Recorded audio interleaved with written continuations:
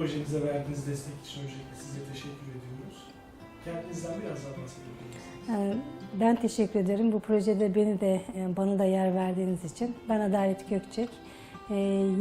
Eşim İsmail Gökçek 20 yıldır ALS hastası. Aynı zamanda kendisi de ALS Derneği'nin başkanı. Yaşadığınız süreç içinde ALS hastalığına bakış açınız nasıl değişti? Eşim 20 yıl önce ALS hastalığına yakalanmıştı. O dönemde hastalığı da bilmiyorduk, süreçlerini de bilmiyorduk. Bizlerin nelerin beklediğini de hiç bilmiyorduk. Özellikle işte bu trakostomi açıldığı zaman ne yapılacak, nasıl olacak diye. Ama zamanla hastalığa öğrendikçe, birazcık daha hastalığa hakim oldukça o korkularımız, o endişelerimiz hepsi geçti. Şimdi ALS hastalığına bakmak beni korkutmuyor. Bakım veren birinci derecedeki akrabanın hislerini hasta bakıcılarda yaşıyor mu?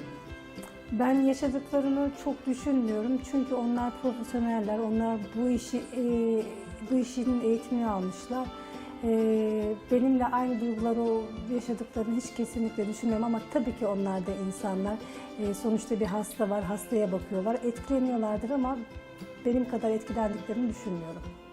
Örneğin omurilik felçliliğine bakmış hasta bakıcı, ALS hastası biriyle ilgilendiği zaman bir duygu farklılığı yaşıyor mu? Şimdi böyle bir deneyimleme yaşamadım ama biz kendi yaşadıklarımızı anlatabilirim. Hasta bakıcılar geldikleri zaman eşim ALS hastası olduğu için trakostomise ve ventilatöre bağlı. İster istemez onları hasta bakıcılarını korkutuyor ve endişeleniyorlar. Onun için birazcık korkuyorlar. Bu yüzden biz zaten ALS hastalarına da bakıcı bulmakta zorlanıyoruz. Hasta bakıcının korktuğunu ya da duygularının değiştiğini nasıl gözlemliyorsunuz? Eşimi gördükleri zaman ağlıyorlar. Hatta en son bir hasta bakıcı geldi.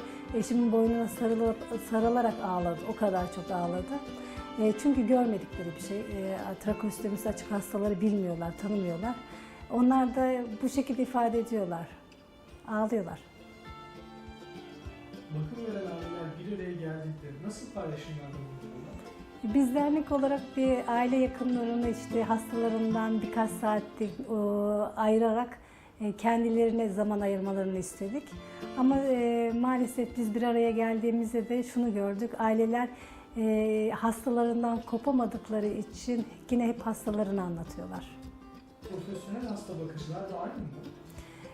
Profesyonel hasta bakıcıların aynı olduğunu düşünmüyorum. Çünkü onlar bu işin eğitimini aldıkları için işini yaptıktan sonra, evine gittikten sonra eminim ki işini evine taşımıyorlardır.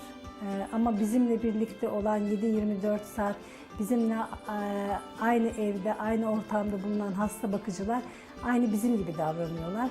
Ve onlar da gerçekten hastayla bir bağ kuruyorlar ve sahipleniyorlar. Sizce toplumun hareketi kısıtlı bireylere bakışı nasıl?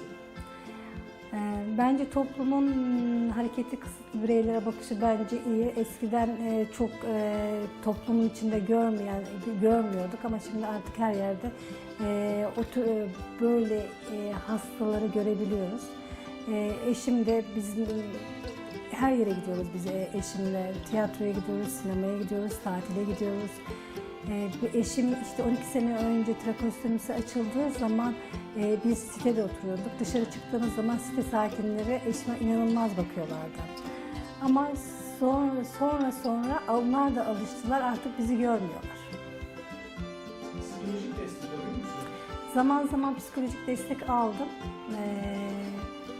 Şu anda almıyorum. Tabii ki zaman içinde inişlerim çıkışlarım oluyor ama şu anda almıyorum. Bu zamanlarda zor hissettiğiniz zamanlarda kendi kendinize yaptığınız size iyi gelen bir şey var mı? Yürüyüş yapmayı çok seviyorum. Özellikle açık havada yürüyüş yapmayı tercih ediyorum. Yürüyüş bana büyük bir terapi gibi geliyor.